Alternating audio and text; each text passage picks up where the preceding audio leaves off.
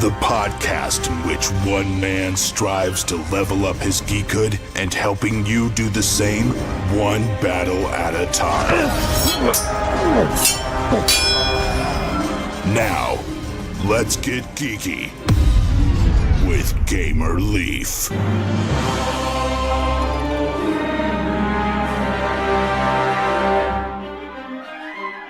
Exorcisms of ghosts taking up residence in a haunted house.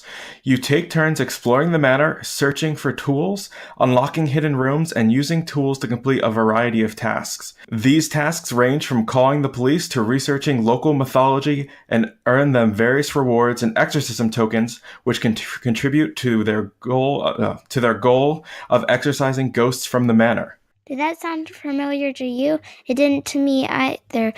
But this is the story to the Exorcism at the House of Monkton Falls. We're lucky enough to have the curator on, whose is David. Thanks for joining us on Getting Geeky with Gamer Leaf. We really appreciate it, David. Is that correct? Are you the mastermind and creator behind this game, or how do you fall into line when it comes to the Exorcism at the House of Monkton Falls? Yeah, no problem at all. Thanks for having me on. I think you're pretty much spot on. So I'm the designer and the artist for the Exorcism at the House of Monkton Falls. So I guess you could kind of consider this game to be, my baby. There you go. Well, before we get into your baby, let's rewind a little bit. We don't have to go back too far, of course, unless you were born into tabletop board gaming. But how did you get into tabletop board gaming, David? So maybe not as far back as I was born, but I first got into the board gaming hobby. I guess I was kind of a starry-eyed child. Way back, I think when I was in elementary school, after school one day, my brother and I had found, I guess someone had left an old Warhammer Fantasy army book on the playground. And, after we found that, we spent the rest of our day kind of sitting there, leafing through the pages, looking all like the amazing art of these models and starting to read about the lore. And ever since then, I'd been just like super interested in the narrative of the hobby and playing games. And as soon as I was old enough to like get my hands onto, some heavier tabletop games and, even miniature games, and eventually, playing D&D and Magic the Gathering in high school, I kind of always grew up kind of starry-eyed by the hobby as being like this amazing kind of community builder and kind of fantasy world. Awesome. So starry-eyed from, you said it was a book or a magazine, or what was it again? It was one of their kind of army books. So they're kind of like these 80-page softcover manuals that they have all of like the artwork and pictures of models and some of the rules in. Well, that's pretty cool. Yeah, I'd never heard of that. I've heard of people, mainly you hear about people who said, oh, I got started playing, Settlers of Catan, or what the train one, Ticket to Ride. Just that's usually how you hear about people coming into the hobby. I'm a little bit different as well. As my wife, we played games here and there. I was a big collector of Uno cards before I found out what tabletop has to offer. We collect all the different Unos. They have the different abilities and stuff. And then my wife kind of, I don't know how she found into them, but kind of got onto the whole Kickstarter craze back in the game here or game there. And we'd sit down and play Parade, me and her, and just a couple other games. Splendor was big among us. And then, not this last Christmas season, but the one previous, or I don't know, I get confused. I teased that I had, what do you call it? There I go, forgetting again. But I teased that I had short-term memory loss before Dory did. And so, yeah, but not this last holiday season, but the one prior, I think. My daughter just told me barely that it's 2016 that me and my son, who will be 10 come September, sat down after we were watching Rodney Smith show us how to play on Watch It Played. We sat down and played Blood Rage, and it was like Christmas playing that game with him. It was like, wow. And been going at it ever since, even though I haven't been able to get much to the table because I kind of jumped on with the podcasting and interview a lot of creators to find out about their games. And I did talk with my daughter, and it's been a while since I've had one of the kids on the podcast, so we wanted to welcome Princess Leaf for joining us on the podcast, and it looks like she has a question for you, David. Did you also get Did you also get the idea from the game from Clue? So we definitely got some of the art styling from Clue, and even some games similar to that. Whenever I thought about the idea of having players explore a house, I always kind of had that art style and that vision of like looking down on top of the house, which is very much something that Clue started, being kind of one of the very early mass market games.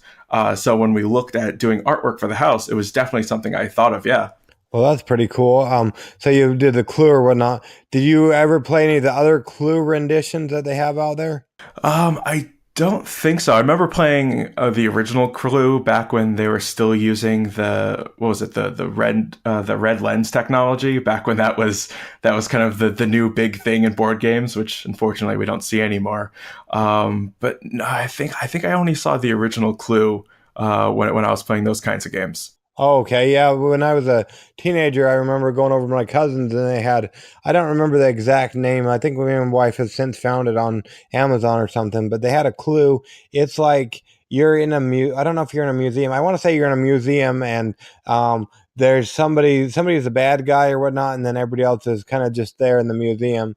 And the bad guy's trying to get out with a piece of art before everybody else turns them on. So there was like a hidden, what is it, a hidden movement game where somebody can go in and like turn the power off and come and get the painting and stuff. But that was from Clue. I forget what the name of it was, but it reminds me of that as well. Somewhat of the where you're looking down on the house or whatnot. But I guess that was a Clue game as well. Oh well, yeah. Clue must have gotten a lot more involved since I originally played it back when I was a bit younger. That sounds awesome. Yeah, it was pretty fun. I liked it. And before we got started talking about before they started interviewing you or whatnot, you talked a little bit about Scooby Doo or whatnot. How did that fall into inspiration, or did it? Yeah, absolutely. So, I mean, one of the ways I looked at kind of approaching the theme for the Exorcism of the House of Monkton Falls is we wanted to create the horror theme without kind of limiting our scope of audience. So our art is very cartoony. We try not to take the horror theming seriously, but just kind of give it that light bit of influence. And with the theme of the game, because you're getting together with your group of friends and you're exploring this haunted house and trying to get rid of the ghosts while they're kind of chasing you around the house, room to room, and you're trying to get things done, we kind of envisioned for the play style or the narrative that you'd be building as you played the game to be kind of those classic hallway scenes where you see like Shaggy and Scooby running from one door to the next while the ghosts chase them. And you kind of have like that Benny Hill music playing in the background when everyone's kind of running all over the house. So that was definitely a major influence for us in terms of getting the theming and kind of that chaos while still keeping everything very, very lighthearted. Oh boy, yeah, I know. A little Leaf, she'll be 5 come December. She wanted to come join me for an interview. It wasn't to talk about your game or whatnot. She's a big Scooby Doo fan, though. My wife was always giving us a hard time because I'm a big Scooby Doo fan as well. But she's big into Scooby Doo, and she was kind of put out. I think she mainly wanted to get out of bedtime, but she would be happy to talk about Scooby Doo with you. Oh yeah, I think Scooby Doo in general has just done such an amazing job for bringing that kind of that light fun to the horror genre and made it really approachable. And it's something that I've grown up with, and even now I still see people making variations of it, or even writing. I'm trying to think of the name of it. I can't remember offhand, but there was recently a novel that I had read that was someone taking kind of a different fun look at the Scooby-Doo theming and kind of doing, that just came to me. So that was called Meddling Kids. And it was kind of like a different take on the Scooby-Doo formula in another really fun way. Oh, cool. You'll have to, if you're able to sometime later on, you'll have to send me the link. That sounds kind of interesting. Princess Leaf has a question for you. How did you come up with the art for the characters? So a couple different ways. So if you're familiar at all with the card game Gloom, the artist who did most of the work for that game was a very big inspiration.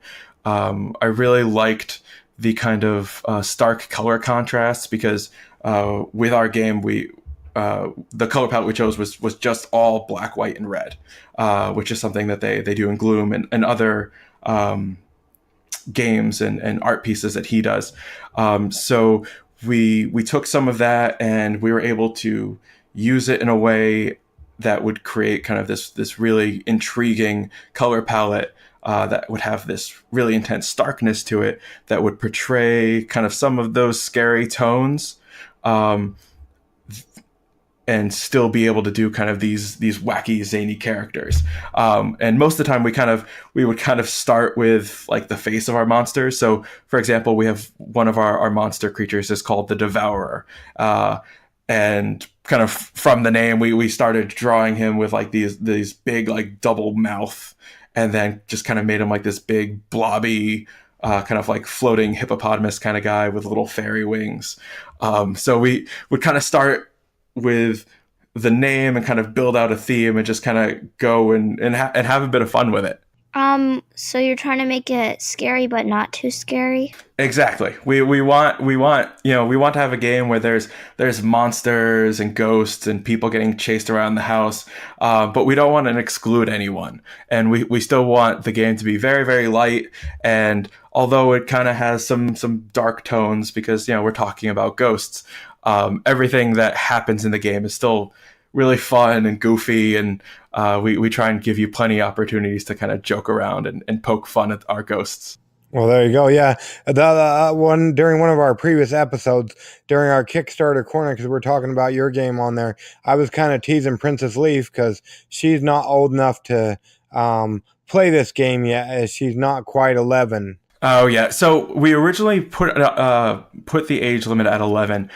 We actually might be changing that a little bit because when we did our original testing, we did the art style. We thought it'd be very approachable for younger kids, but we weren't sure mechanic wise. But actually, as we've been going recently to more and more conventions, we've had groups of younger kids come up to the table and just want to try it out. And every time a younger kid comes to the table and wants to play a game, I'm always shocked at how much quicker they pick it up than even some of the adult gamers that we play with.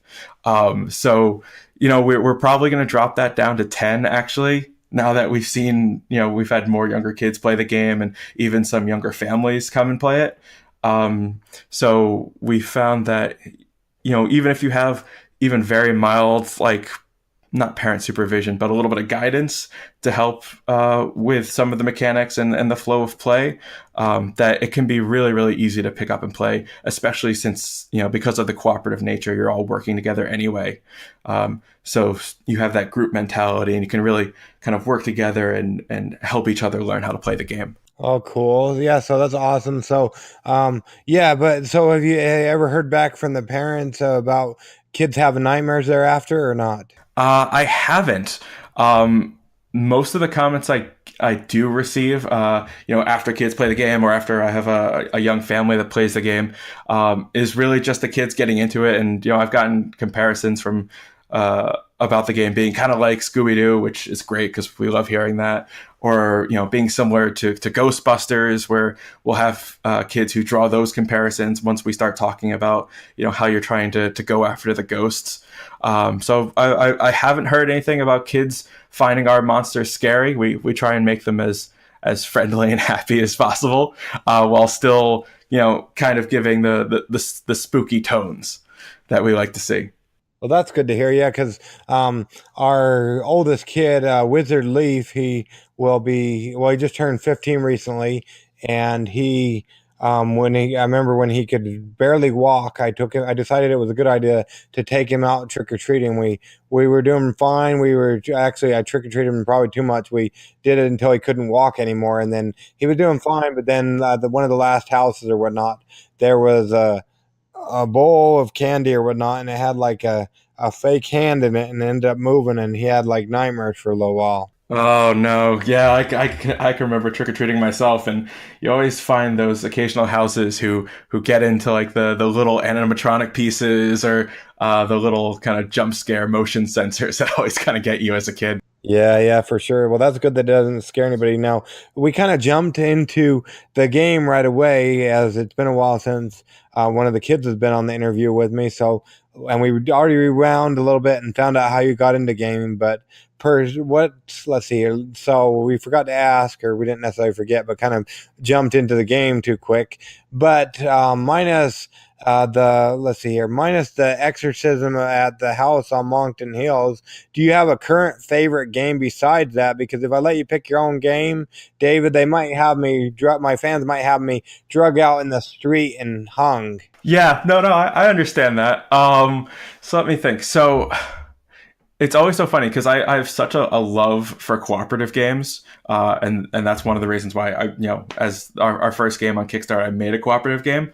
But I have to say my real favorite would have to be the game Lords of Waterdeep, if you're familiar with that one. No, not quite. I've heard, what do you call it? I can't even remember the name of the podcast. I used to listen to a podcast. I'm subscribed to his YouTube channel. Like, for the life of me, I can't think of it because it's been a while because I kind of got too crazy into it. But they really like that game, and he's constantly talking about it. I want to say his name is Chris, but for the life of me, I can't remember the name. But he's always saying how much he likes that and whatnot. So per se, there's somebody out there that has not got that to the table or doesn't know much about that. What can you tell us about the Lords of Waterdeep, David? Sure. So Lords of Waterdeep, it first attracted me kind of when I was in the middle of my D&D kind of phase, because the theme of Lords of Waterdeep is that you're playing in the D&D setting, except instead of being part of a party of adventurers,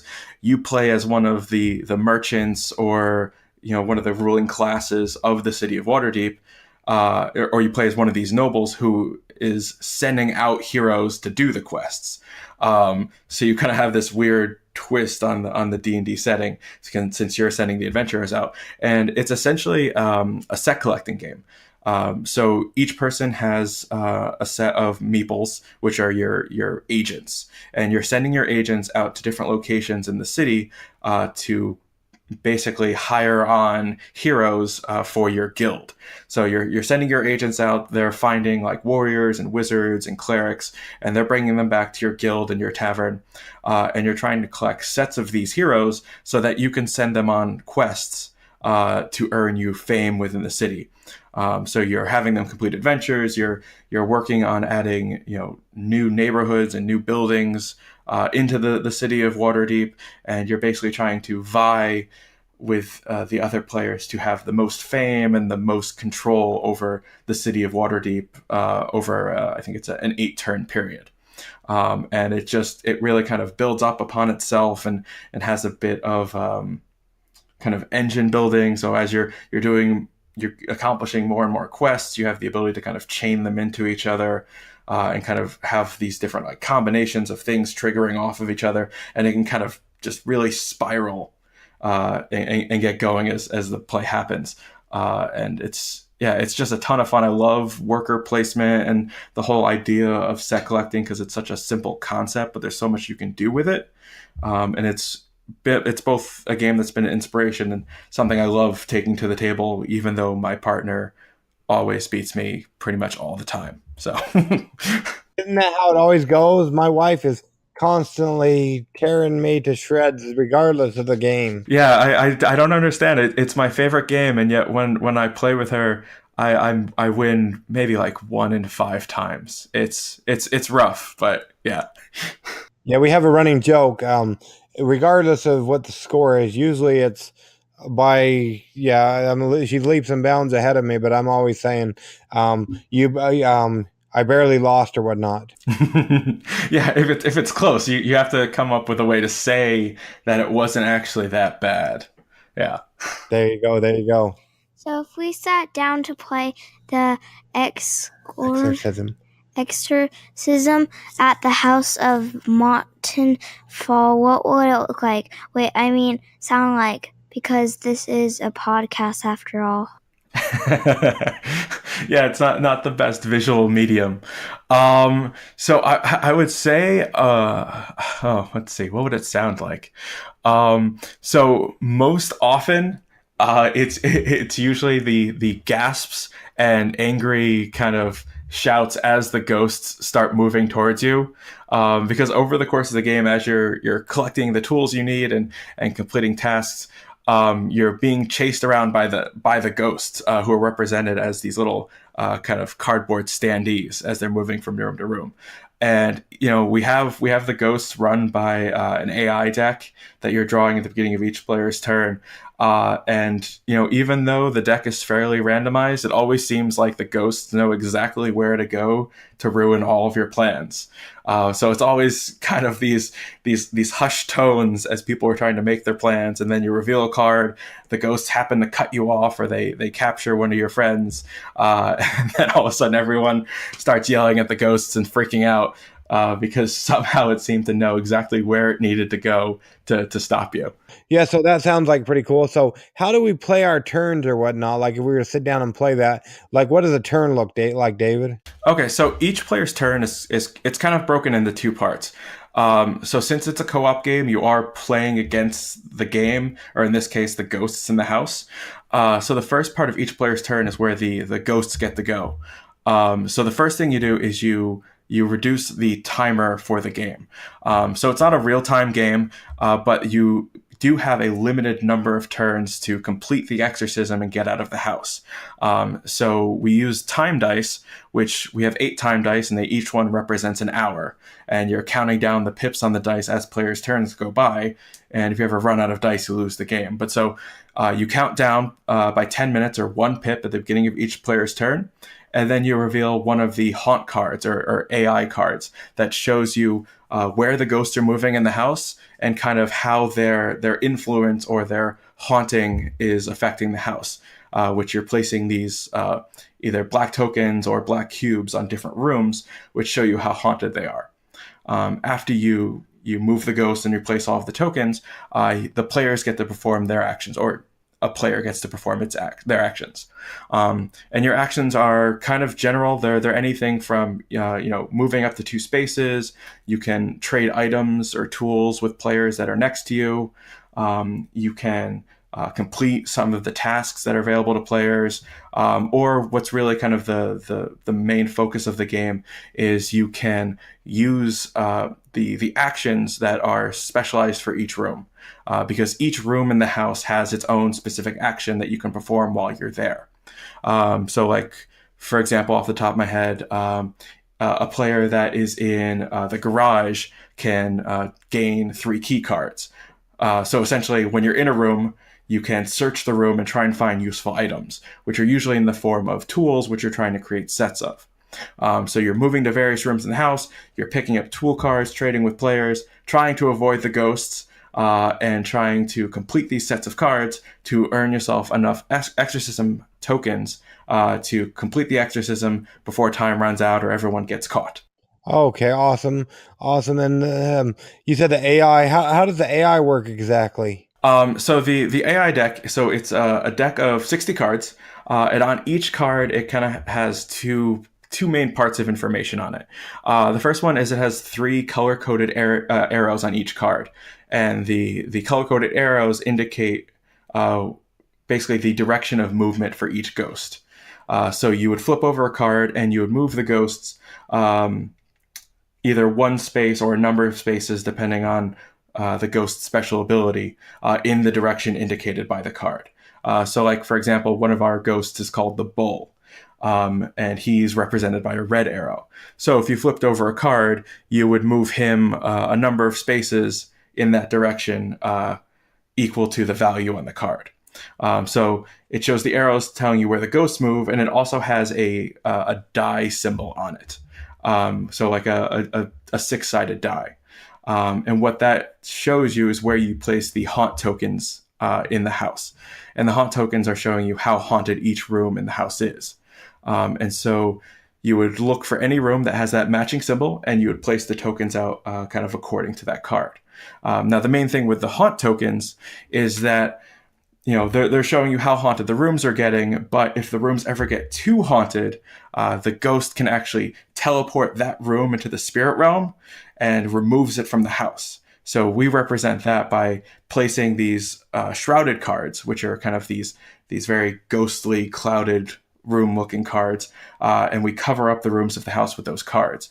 And essentially, that removes the card from the game or that action from the game, unless players, try and get to that room and perform enough actions to kind of clear the fog out and kind of get it back into normal standing, so that you don't have books levitating or dishes flying around the room.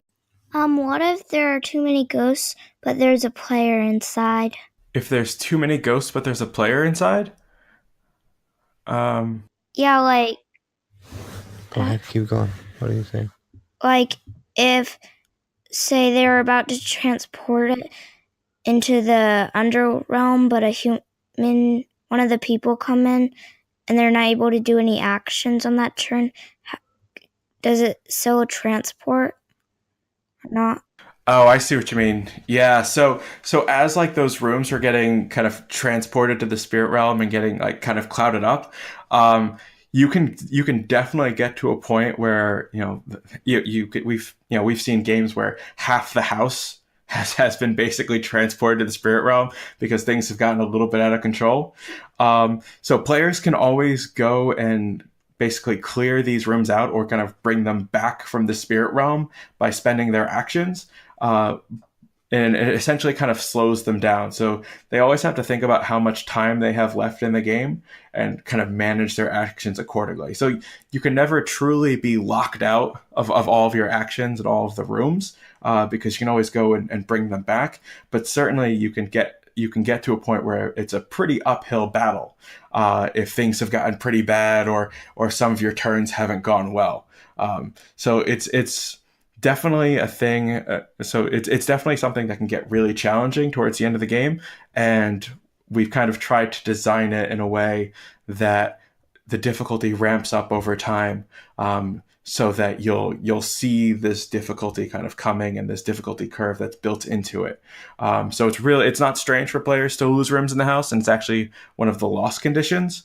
But it's certainly something you can come back from. And we've had a lot of games that were very, very close calls, with players trying to scramble to the front door and get out in time.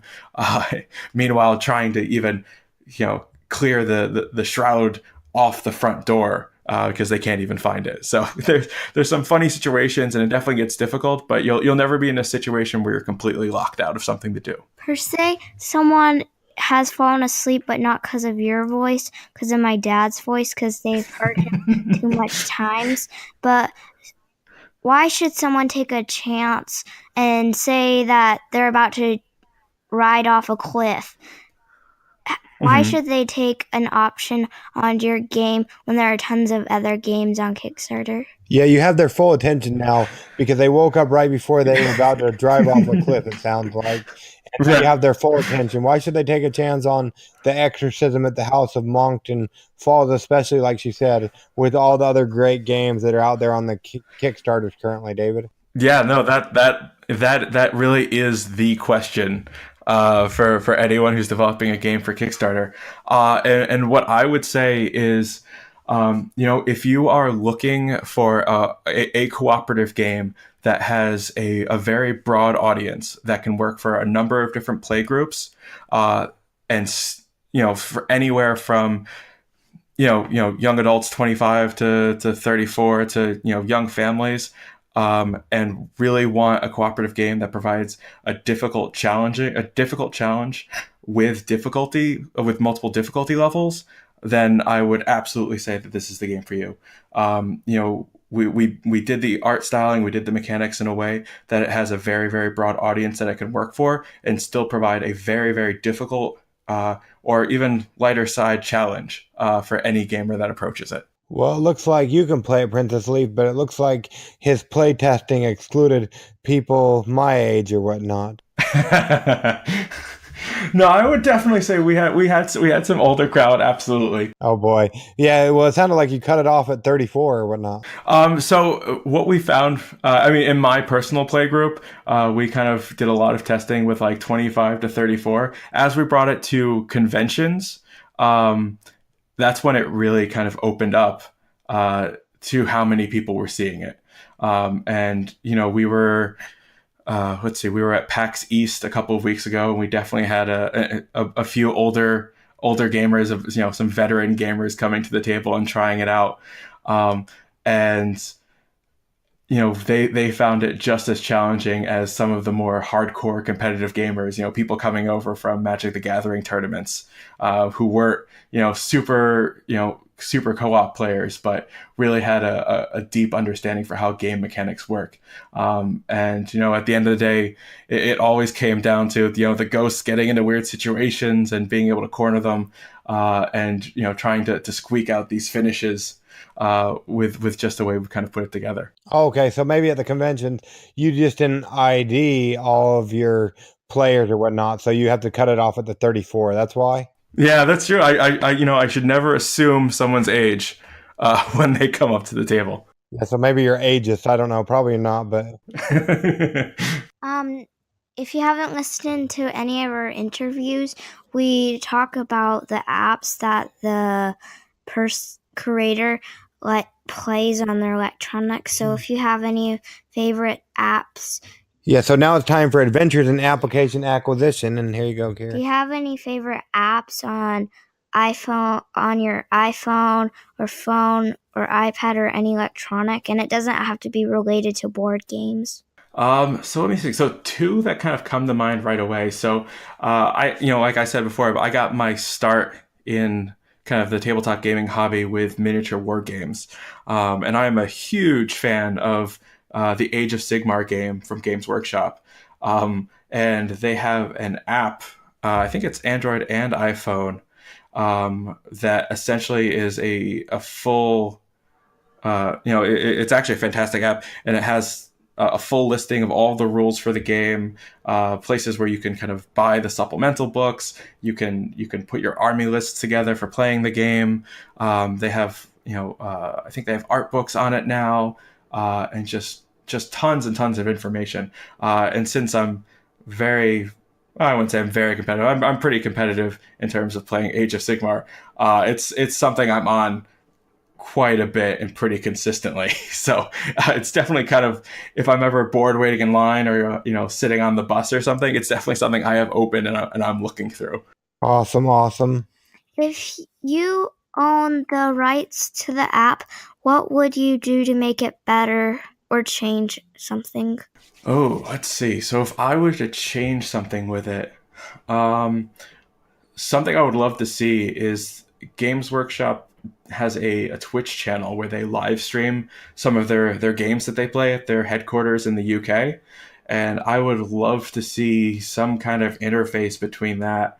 Because I watch tons of or battle reports or kind of the play overviews that they do on YouTube, both that Games Workshop puts on, plus like the guys at Mini Wargaming and a bunch of other YouTubers put on. So I would love to see some way to watch Age of Sigmar games through the app, whether it's through their live games on Twitch or even just links to different YouTube videos, because there's a ton of great YouTubers out there who are doing really, really awesome videos, and they need more support, and that would be a great platform to show off some of their stuff.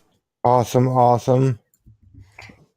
Other than minus people trying to come to your hometown and stalk you in Monkton Falls, how would people find you? So I would probably say, so I guess two of the best ways. So we are on Facebook, I think it's at Screaming Brain Games. And I'm also on Instagram, which I'm very, very active on, mainly because I just love taking photos of board games and what I'm playing, at Screaming Brain Blog, because we did actually start off as a blog before we got into doing formalized game design. So on Instagram, on Facebook, I am on Twitter as well at one Screaming Brain, and I think that's pretty much it. Yeah, Twitter, Facebook, Instagram. People can also email me directly if they have questions about the game or just want to chat games in general, at dtepfer@thescreamingbrain.com. And are you really there, based in Monkton Falls, whatever that is? So I am based in Burlington, Vermont, and there is a Monkton, Vermont, that when we were kind of scoping, where we wanted to put our haunted house, we really wanted to get like a rural Vermont feel. So we did pick the town of Monkton, which is, I think, about 15, 20 minutes away from me. So not my hometown, but close by. Let's hope nobody comes to stalk you if someone's in your hometown and listening. I'm very active in the gaming community here. So if someone wanted to come by to Burlington and play some games, I am always up for meeting people and playing games. So absolutely. Well, there you go. There you go. So you can come and play games with them. So that's awesome. Now, just really quickly before we let you go, we don't want to keep you all night, but per se, somebody takes a chance on the Exorcism at the House of Monkton Falls, which is loosely based upon, it sounds like, a town near you or whatnot. When would, I know you don't want to overpromise and underdeliver, but when would they anticipate getting their game? So we on the Kickstarter page had put out a fulfillment date of December, and that might actually, we wanted to make sure that we weren't going to promise a delivery date that we couldn't meet. So we, based on the estimates from Quartermaster Logistics and our manufacturer, we put out, December, which is giving ourselves plenty of buffer, but probably more likely you would see a fulfillment in, early to mid-November. Oh, okay, awesome. So yeah, we'll keep an eye on that, and it looks like it's getting really close to its goal. It looks like at the time of this recording, you have about 2 weeks or so to get on back in this, and you're let's see here, a little bit less than $2,000 away. So by the time they hear this, they'll have at least a week, if not a little bit more, to back it. So make sure you go ahead and at least check out the Kickstarter page. I think Princess Leaf had one more thing to ask or say before she gets off to bed, because she's way up past bedtime. Do you think we could get our own copy so we can talk about it on the podcast? Absolutely. I would love to send you a copy of our game. Yeah, I have no problem with that at all. If you send me your information, I will absolutely send one over. I'd love to see what you guys think about it. Well, that'd be cool. Yeah, that was way unexpected because we have way too many games to review as it is. But yeah, that'd be awesome. It looks like a fun game. Well, thank you. I appreciate that. Well, there you go. There you go. There you have it. Yeah, but like I said, we don't want to keep you all night, but we really appreciate you coming on, getting geeky with Game Relief with us, David. Yeah, absolutely. Thank you so much for having me. This was a lot of fun. No problem. I'm so glad you're still with us. Awesome, awesome. Now, just before I get into these Kickstarters that are going strong and that are great games, at least in our opinions over here at Getting Geeky with Game Relief, I wanted to tell you to stay tuned till the end of the episode so you can find out about the epic board game giveaway coming to you from Game Relief. That's right, there's an epic board game giveaway that we will be hosting and doing, in which you'll get, if you're in the U.S., you'll get 8 games. There'll be one lucky winner that will get 8 games. And if you're not in the U.S., there's 2 options. 2 people will win. Non-U.S. fans will win a $25 gift certificate. So, yeah, stay tuned and we'll give you some details. So, anyways, let's get on with it, shall we? Kickstarter Corner. This one just barely relaunched. It's Forgotten Fight. It's a deck-building card game. You need to make a team of 3 heroes to prove that you know the best combo. You can either get 3 decks for yourself and have your friends get 3 decks, or you can go ahead and buy 6 decks or just pick decks. You can get random. You can go ahead and pick what abilities you want. It's all kind of open. And listen to, like, later on this end of the week, we'll have an interview with Martin, who's the creator and mastermind behind that great game. I know I'm excited about it, and it has been backed by the Leaf, so definitely check that one out and wait for the interview. Then, have you heard about CodeWorld, the miniatures game? Well, I have, and it's a battle with dominoes in 3 dimensions in this cyberspace-themed skirmish miniatures game. Also, the Leafs are a backer of this great game, and you got 30 days to go, ending on the 29th of May, so definitely check this one out. I'm hoping that they'll be featured on TLDR game series, which is one of my favorite channels over there on the YouTubes, as well as a podcast or whatnot. But this game is awesome. They've got like a little 3D miniature city built, and then you got these different miniatures fighting each other. My favorite ones are the emojis. They got all kinds of different ones. The emojis are my favorite though. Yeah, so definitely check that out. It's cool. I'll tell you, it's cool. The prototype was quite expensive, so just imagine. The game is awesome. Yes, sirree, Bob. Just checking to make sure our recording is still working, as there's been some tech issues lately, but not to worry, not to worry. Also, have you heard about Dobbers Quest for the Key from Daryl?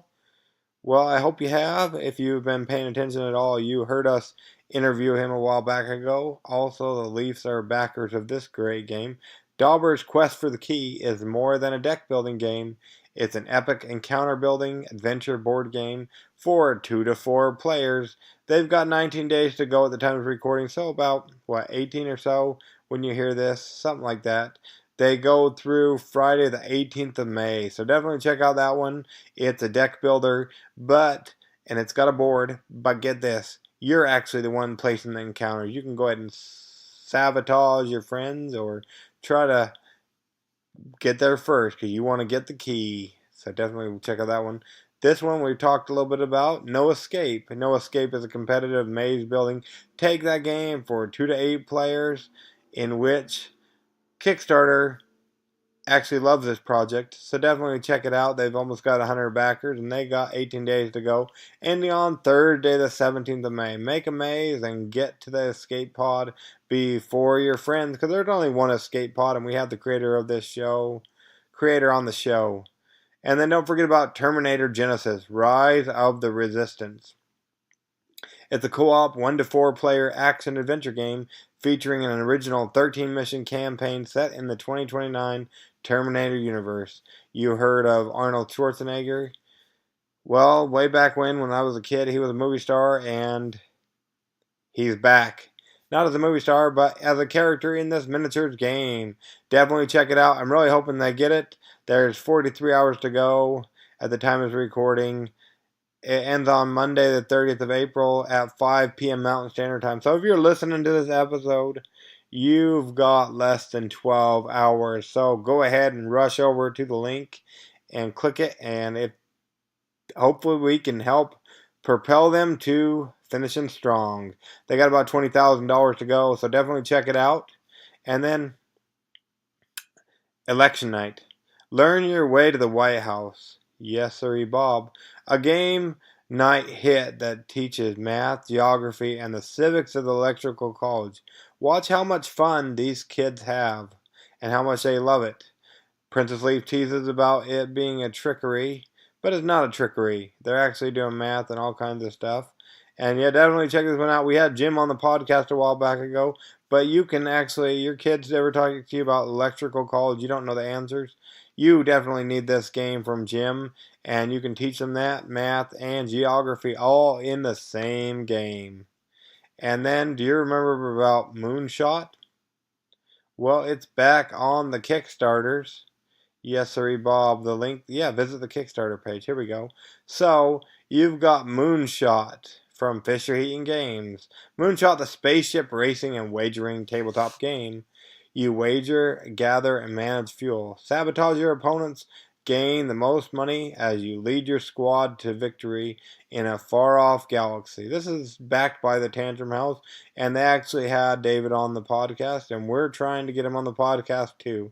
We were going to have him on this last weekend to bring to you this week, but had some technical difficulties. So hoping we can bring him to you later on this week or first next week. So definitely check out that. We will be able to get it, and it sounds like an awesome game from what I've heard.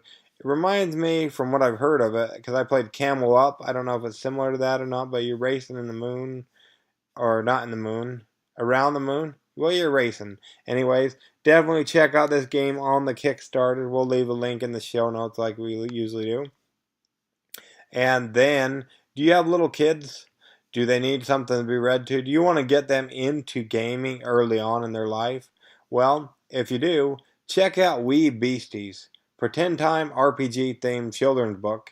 It's a fantasy role-playing game themed children's book that features adorable creatures, whimsical rhymes, and beautiful illustrations. I really love what they're doing over here. It is an awesome, awesome book. I love the art especially. It's so cute. I guess cute would be the word. So definitely check out We Beasties. It looks like they have funded. Yes, sir, Bob. They have funded. And they've got 4 days to go. They end on Thursday, the 3rd of May. So definitely check that one out. You don't want to be left in the dark on that one. Now, just as we promised you, we're going to go ahead and announce this and get it to you right. You want to go ahead and check out our giveaway. We're going to go ahead and leave a link in the show notes for you. If it doesn't pop right up, don't be afeared. We're still narrowing down and getting the link up to you. But it will be in the show notes. If it's not here when you initially go on, don't worry. Come back within a couple hours and we'll make sure we have it in the show notes. I'm really hoping that it'll be there beforehand. But anyways, we'll make sure we get that in the show notes. Go ahead and click on there and you will be entered, if you live in the U.S., to win not 1, not 2, not 3, not even just 4 games. Why go for a contest or a giveaway with 4 simple games when you can win 8? 4 times 2 is 8. Wow. Won't have to go to the game store for a little while.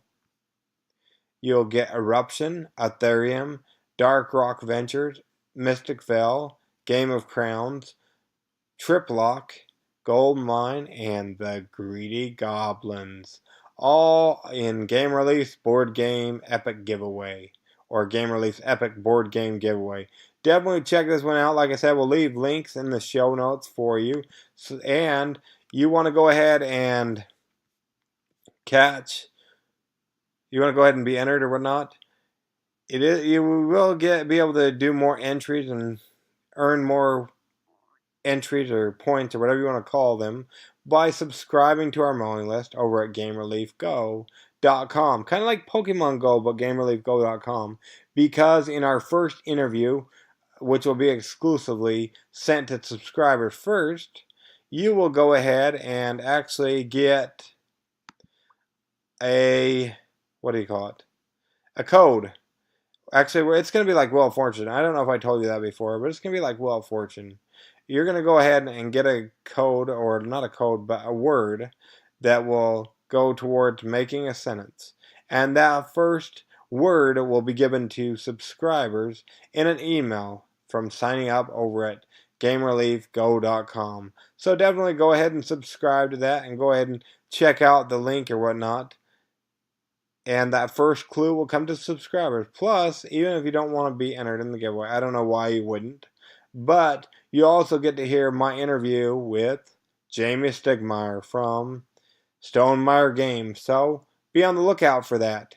And if you sign up after the fact, because you're hearing this later, don't worry. We'll go ahead and get the email out to all the people who subscribe. This giveaway is going through, let's see, let me tell you right. It's going to go through the 11th of, let's see, whoa, I'm too far back on my thing. Don't worry about that. I'm just a little slow sometimes. We're in May, so it's going to go through the 14th of May. So yeah, check that out. I'm just checking with my guy to double check and find out if that's how long it's going. But yeah, definitely enter and you can come back I'll tell you what's happening. You'll get a word in 3 episodes, and then there'll also be a word given to you at the very end on social media and also through the website. So that's going to be 5 things. There's going to be 5 words, and you'll be able to get those and come back and enter them for more entries into the epic giveaway. Remember, we don't want to exclude anybody, so we're going to go ahead and get a prize over to our visitors or listeners that are not in the United States as well. So definitely check out Game Relief's Epic Board Game Giveaway. don't say we didn't give you nothing ever before. But this is awesome, so definitely check it out, check it out, check it out. And you know it's our least favorite time. Your least favorite time too. It's time to get geeky, stay geeky, and bring others into Geekfold. And look out for our first hint in that subscriber email that we'll be sending out. Anyways, go ahead and get geeky, stay geeky, and bring others into Geekfold, and we'll catch you all on the flip side. Gamer Leaf out.